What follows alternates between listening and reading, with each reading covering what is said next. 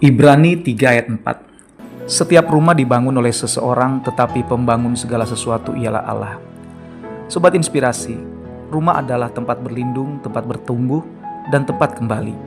Begitu juga dengan rumah rohani, bukan sekedar bangunan fisik atau aktivitas keagamaan, melainkan kehidupan yang dibangun di atas hubungan yang intim dengan Tuhan. Dalam dunia yang penuh guncangan, memiliki rumah rohani yang kokoh bukan pilihan, tapi kebutuhan. Sayangnya, banyak orang Kristen lebih sibuk membangun kesuksesan duniawi daripada membangun rumah rohaninya. Ketika badai datang, masalah, kehilangan, sakit penyakit, konflik, barulah terasa bahwa rumah yang mereka bangun ternyata rapuh. Oleh karena itu, sebagai orang percaya, kita diwajibkan untuk memperhatikan bahkan membangun rumah rohani kita sedemikian rupa, sehingga rumah rohani kita menjadi bangunan yang kuat dan kokoh, sekalipun harus menghadapi berbagai badai yang datang. Bagaimana cara membangun rumah rohani kita? Yang pertama, Kristus harus menjadi dasar fondasinya. Di dalam 1 Korintus 3:11 berkata, sebab tidak ada seorang pun yang dapat meletakkan dasar lain daripada dasar yang telah diletakkan, yaitu Yesus Kristus. Fondasi adalah elemen paling vital dalam sebuah bangunan. Tanpa fondasi yang kuat, rumah sehebat apapun akan runtuh. Dalam hidup rohani, Yesus adalah satu-satunya dasar yang benar dan tahan badai. Membangun di atas Yesus berarti menempatkan Dia sebagai pusat dalam segala keputusan, aktivitas, dan tujuan hidup. Kita bukan hanya mengenalnya secara informasi, tapi mengandalkannya dalam relasi pribadi setiap hari. Yang kedua, firman, doa, dan ketaatan sebagai bahan bangunannya. Seorang arsitek tidak hanya memperhatikan fondasi, tapi juga bahan bangunan yang dipergunakan. Tentu saja, untuk menghasilkan kualitas bangunan yang baik, diperlukan bahan-bahan yang baik dan berkualitas juga. Demikian halnya dengan membangun rumah rohani, harus dibangun dengan yang pertama firman Tuhan sebagai pedoman dan penerang jalan. Yang kedua, doa sebagai nafas kehidupan rohani yang menghubungkan kita langsung dengan sang sumber kekuatan. Yang ketiga, ketaatan, bukan hanya tahu kehendak Tuhan, tapi melakukannya karena kita tunduk dan menghormati otoritas Allah.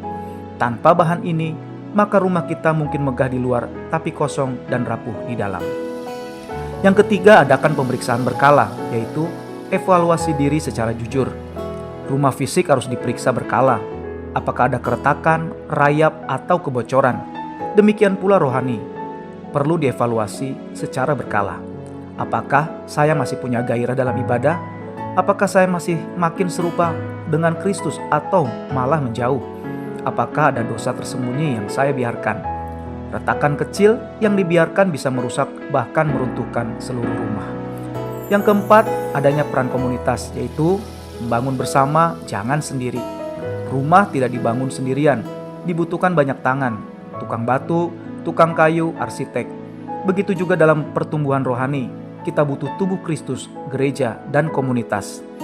Teman seiman menolong menegur saat kita goyah, mendorong saat kita lemah, dan bersuka cita bersama saat kita menang.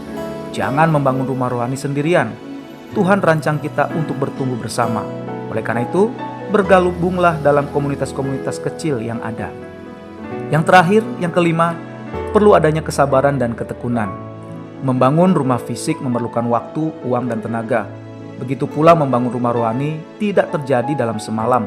Ini adalah proses seumur hidup. Setiap disiplin kecil, berdoa meski lelah, membaca firman saat tidak mood, tetap melayani meski tidak dilihat, adalah batu demi batu yang memperkuat rumah kita. Dengan demikian, Sobat Inspirasi, setiap orang sedang membangun sesuatu dalam hidupnya. Pertanyaannya, apa yang sedang kita bangun? Rumah rohani yang kokoh di dalam Kristus atau rumah sementara yang akan hancur oleh badai? Tuhan memanggil kita bukan hanya menjadi pengunjung gereja, tapi menjadi pembangun rumah rohani yang teguh dan tak tergoyahkan.